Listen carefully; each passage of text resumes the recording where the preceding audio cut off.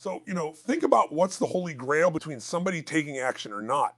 It's one word certainty. When somebody's absolutely certain the common word is believe, right? But, you can believe at a general level or you can believe with certain. When you're absolutely certain that if I do this, it's going to get that result and that result's going to change my life, you'll do it. When you think it absolutely is not going to work, you're never going to do it.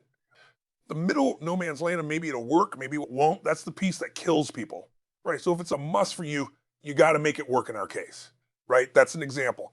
It's not a must for you and you're not sure, you don't know what to do. So years ago, I'd look around and say, okay, how do people get themselves to follow through? They haven't been following through. What's the difference?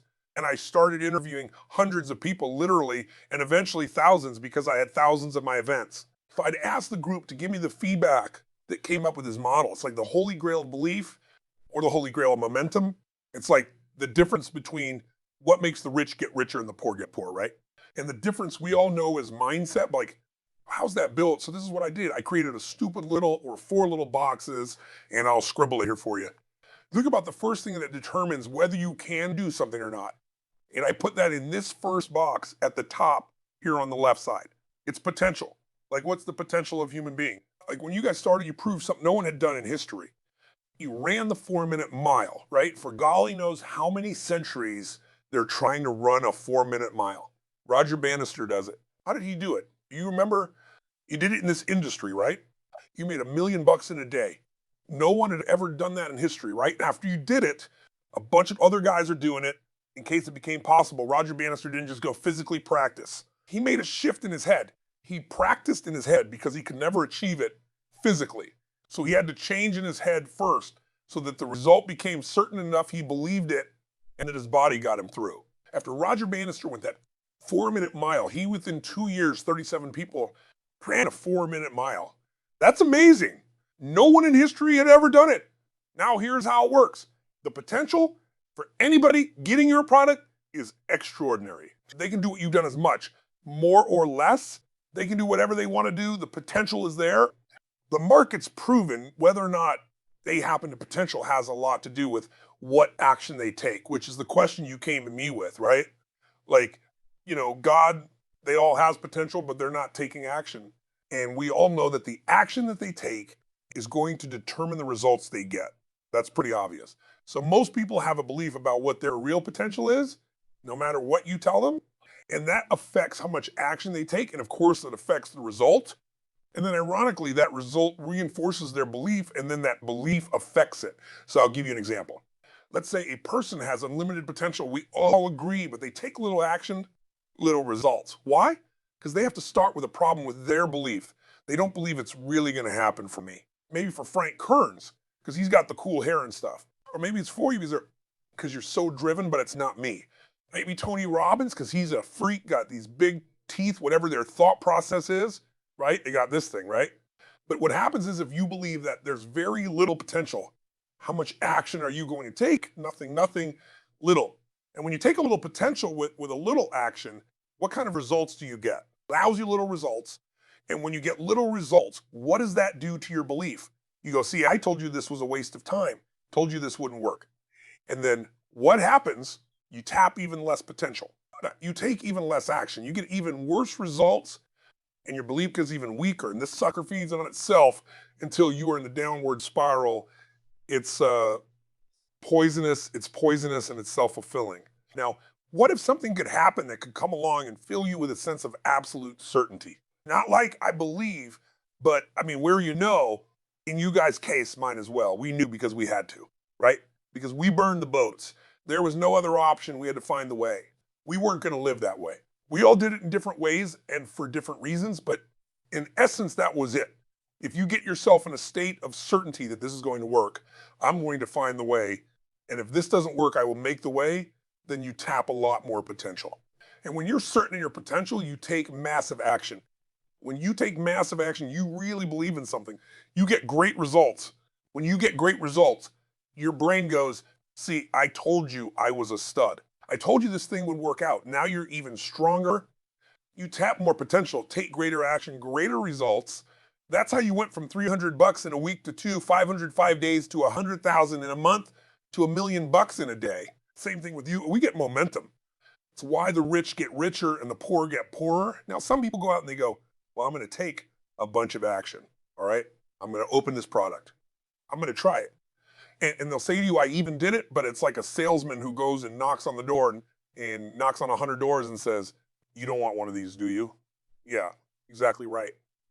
And even if he doesn't say it verbally, his face says it because he doesn't believe it's going to work. So his voice, his body, the execution is so weak. Maybe if he talks to 100 people, somebody's going to buy out of pity. They don't want his kids to starve, right? But he's not going to get the result. So the core difference in people is, how do you produce certainty when the world isn't giving it to you? You go out and you try and you try. In your case, you're 100,000 in debt and nothing's working. How do you keep yourself going? The way you did it, the way I did it, the way you're doing it, we may not have done it consciously.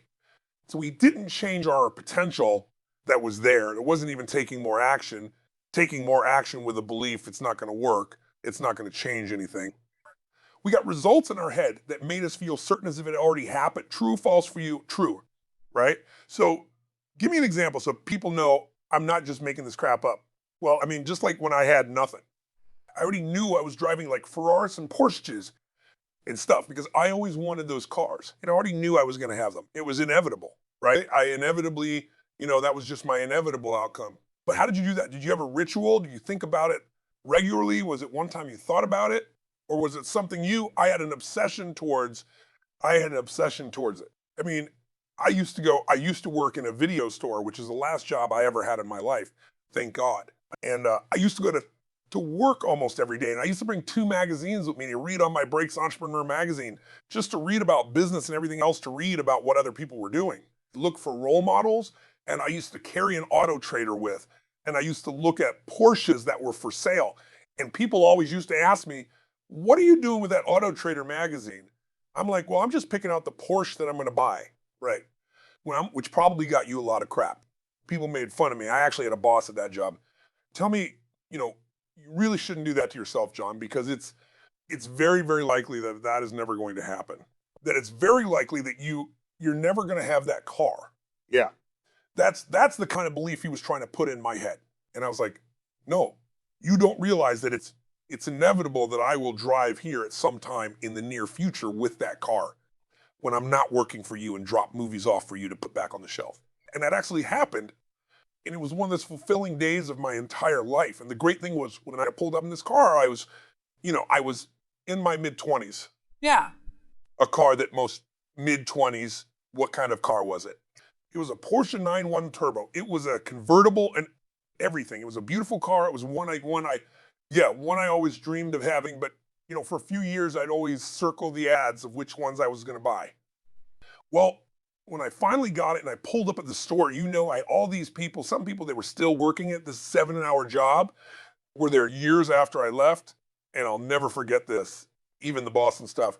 And the reaction of the people was like, wow, that is awesome. Is that your dad's car? And all I said to them was, not exactly good for you. And I just smiled and just left. But it was, it's the weirdest thing, but I just knew it was going to happen. But you knew it because you didn't, I conditioned myself to you. You did it over and over again. When I was in high school, I was not a popular kid, but I was passionate and intense. And I'll never forget, some people give some particular girls, gave me some crap in the guide too.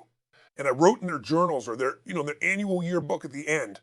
I wrote, someday I said, you treated me like hell. Someday I'll be rich and famous and you'll be an effing truck driver and you'll be sitting there. I'll be with my Rick. I'll be with this beautiful woman in my life, rich, and you'll be watching me on television thinking you wish you would have treated me better. I actually wrote this shit in people's annuals because I went to a 10-year high school reunion, but it's like, I burned the bridges, baby. I was like, this is how it's going to be. So I'll give you a perfect example of this. They did studies, many have been done at this element where they want to see how much does the mind affect performance. So take basketball. I've worked with a lot of NBA players and turned them around. And one of the problems many have is a little choke on the free throw line. What everybody knows in that case, you normally shoot really well and now you're not. Something's interference. Something's getting in front of your state. Some uncertainty, right? Obviously. So they take a group and say, we're going to make them better. How do you make somebody better? Who's got this mental block? So they take a group of guys and they're going to do free throws. And they do one group where they just practice for 6 weeks, totally intense practice. and I forget the number of free throws, but they got to do this many free throws every day, take a second group, and they have them not practice at all, obvious. And they take a third group, and they don't let them touch basketball. All they do is have them practice in their mind. But the key is, it's not practice makes perfect, it's perfect. Practice makes perfect, as corny as that sounds. So these guys see themselves making the shot every single time, conditioning their mind and body that it's perfect. Every time they're not interrupted by a reality that would screw with them. So at the end of 6 weeks, they pile it up, and now they give them a test to see who has the highest free throw percentage, success. What do you guess it's going to be? Well, the obvious person says, obviously, it's not the guys that didn't practice. But which one is it? The mind? Or is it the ones that actually practice? Assuming the mind? Yeah, you would assume it because it's true, right? You intuitively know the truth. That practicing is not enough. It's getting yourself so certain so many times that now when you go to do it, there's no hesitancy and you execute. It's having that absolute certainty that makes you tap your full potential, take massive action, get massive results, be reinforced having a stronger belief. This is what makes somebody a star at anything.